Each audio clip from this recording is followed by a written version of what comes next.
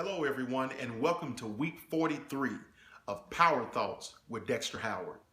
Last week, we began talking about the potential of sonship. If you are a son of God, you have potential that is lying within you.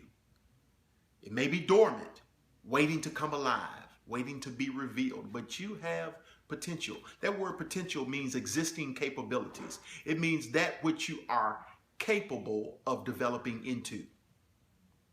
We said last week that when we reference the word potential, we're really talking about characteristics, traits of God that are lying within us already, waiting to be revealed.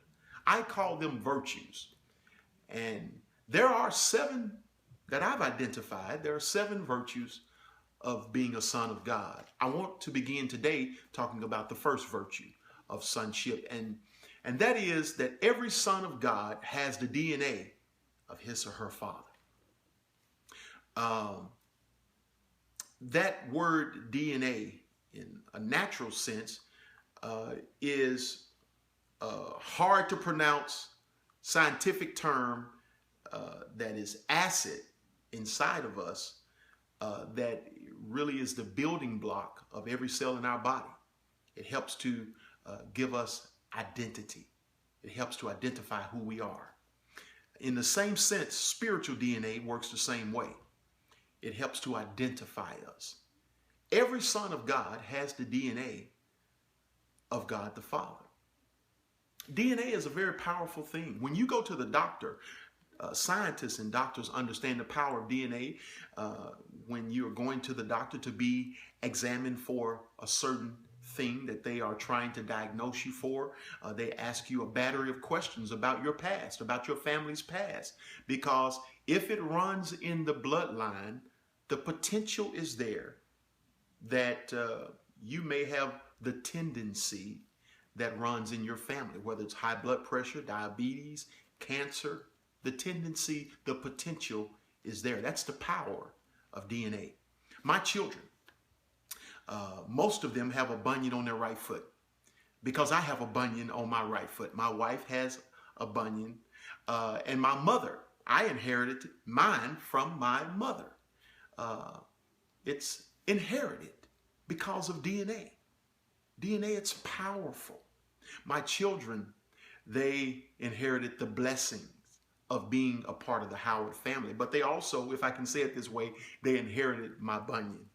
In the same sense, we being in the family of God, we inherit the glory of being in this family, but we also inherit everything else that comes with being in the family of God and identifying as a son of God. Just like the early believers, they were identified as followers of the way. Later on in the city of Antioch, the citizens there, they identified these followers of the way as Christians or Christians. This was a derogatory way of identifying these believers, these followers of that Christ, that crazy one who died on a cross, claiming he was the Messiah. But just like those early believers were not ashamed to identify with Christ, I'm not ashamed to identify with Christ, nor God the Father, nor should you be. Are there some areas in your life where you still don't measure up in displaying the character and the traits of God the Father? Or are you ashamed to be associated or to identify with him? Sometimes, maybe. If so, do some self-examining. Pray about it. And let's grow together as sons and daughters of God. We'll talk more next week about the 7 virtues of sonship. Bye-bye.